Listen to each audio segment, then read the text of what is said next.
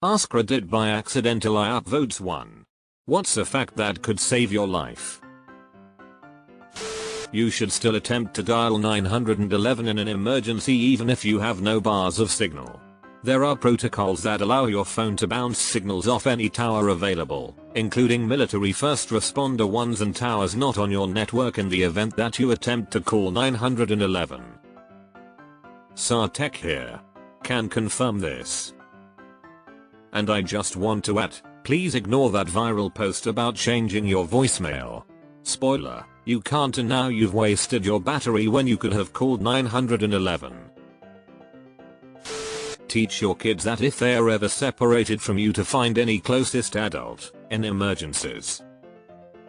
The likelihood of the next person you would walk up to being a pedophile are slim to none. But the odds increase dramatically waiting for the first person to approach a child alone.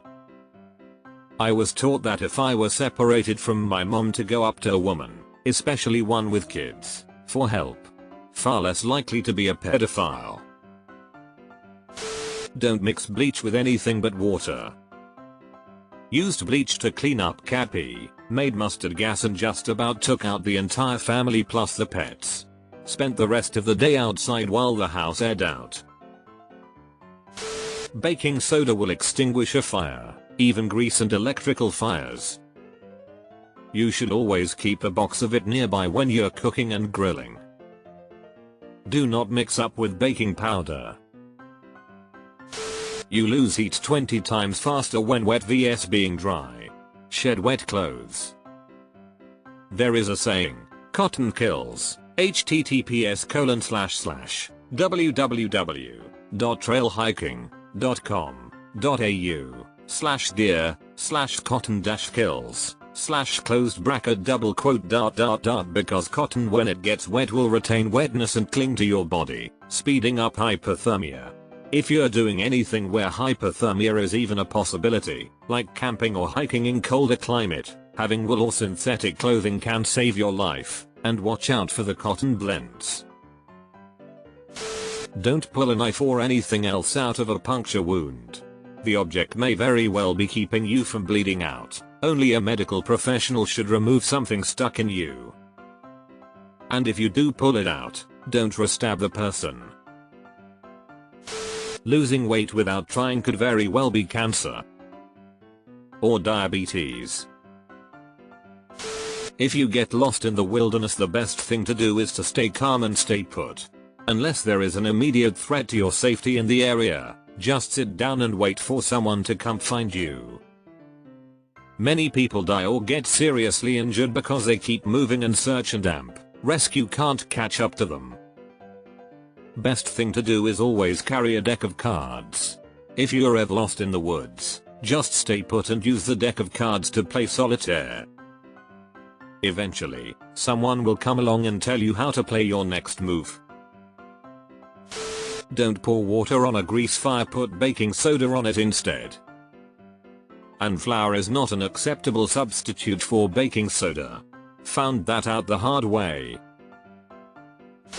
Carbon monoxide is odorless. Get a detector. And test that detector regularly. My cousin had to evacuate his 4th floor apartment due to carbon monoxide when his daughter was only a week old. Someone on the ground floor was using machinery without proper ventilation and damp. The scary thing was that the 2nd and damp, 3rd floor's alarms were dead and damp didn't go off. Thanks to his making sure his detector was working, everyone was fine.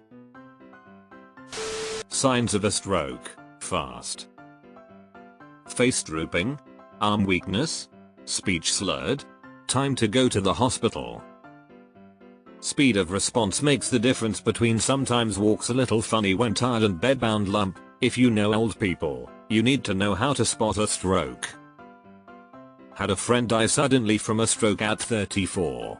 She was incredibly healthy. It happened actually right after a workout class. I then 3 months later had another friend, he was 38, have the exact same symptoms, but the doctors thankfully caught it. He had brain surgery and recovered in a few weeks. This was a reality check for me that life is fragile and can end at any moment. If you can't find your kid in your house, Don't search common places they would be. Search the most deadly places: pools, freezers, washing machines and dryers. Seconds count, and if they are hiding under the table for an extra minute, who cares?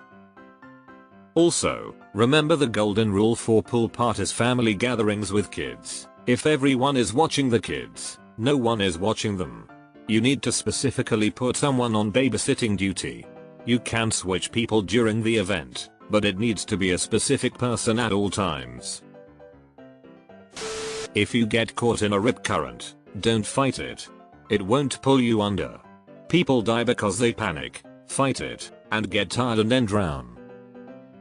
When you can, swim parallel to the shore out of the rip and then diagonally back to shore. Edit: I'm taking out the part about let it take you out because people bring up a point below that you should start swimming parallel immediately. I just meant you shouldn't fight it and swim against straight back to shore. That's not going to end well. Stay safe out there, everyone. My parents had a second home in the Outer Banks for the majority of my childhood, and I cannot tell you how many times I've seen someone get caught in a rip, someone try to help someone in a rip and get caught in it themselves. I have been in rips. You cannot win against the ocean. Also, your children should always have a real life vest on at the beach. Not a puddle jumper, not arm floats. I'd see how good a swimmer your child is. The ocean is a monster and swallows things whole. The rocks from a river absorb water. When rapidly heated, it causes the absorbed water to boil much quicker than steam can escape the rock. This buildup of steam causes the rock to explode, sending hot rock fragments everywhere. So don't use rocks from a river to make a fire pit. That is cool and kind of scary. Just because someone rings your doorbell, doesn't mean you have an obligation to answer. And an open door is a happy door. A fishy smell in your house could mean there's an electrical fire. Fun story: when I was 19 and a co-op, I brought salmon into work and microwaved it, leading to the evacuation of an office building because they thought it was an electrical issue. And that was the day I learned to not microwave fish at an office. Do not, I repeat, do not lay in the snow or walk home alone in the cold when you are far too drunk. I had a friend die from hypothermia and alcohol poisoning because she wanted to take a nap in the snow. Yes. I've had a couple of cases wandering alone in a blizzard back to my cottage from the pub. The snow was calling me more than once, but some sober voice from the back of my head always tells me to go home before giving up. Sorry about your friend. Stay safe and drink responsibly. Check your breast's testicles regularly for lumps. I live in Canada. This only applies to cold climates. They are not dead until they are warm and dead. There are many cases where somebody got stuck outside and froze, then doctor revived them. However, the phrase is more specific to cold water drownings. The odds of restoring a pulse on patients is greater in cold water drowning patients. Additionally, the odds of ROSC are better for pediatric patients in these scenarios. While there are some cases of people being frozen due to dry cold exposure and being revived, most cases are limited when the tissue is frozen, making chest compressions and medication administration impossible. If someone comes at you with a weapon and tells you to go with them, do not. Never go to the second location. My mom told me from a really young age, if you get in the car you are never going home. Never ever get in the car. I taught my sons the same thing. If your car is broken down, do not stand in front of it while waiting for help. I had a friend killed when another driver swerved and hit her vehicle, causing it to run over her. Also, slow down and move over for flashing lights. If you've gone 2.5 or more days without water, and you have to choose between drinking water without any way to sanitize it or not drinking water, drink the water. If you don't, you'll definitely die soon. Most of the diseases you can get from bad water take a couple days to set in, which gives you more time to find help. Also, I've read that if you have little water left and are overheated and dehydrated, drink the water then search for more. People die with water still on them trying to conserve the water. Dehydration can be insidious and really creep up on you. 1. Wool is warmer than anything that feels warm, even when wet. Cotton is a rather effective heat sink when wet. This is useful in hot weather and can be deadly in the cold. Never walk ski snowboard near trees when there is heavy snow. There is something called a tree well that sometimes forms under trees where if you fall in you will become impacted by snow, often upside down and suffocate to death.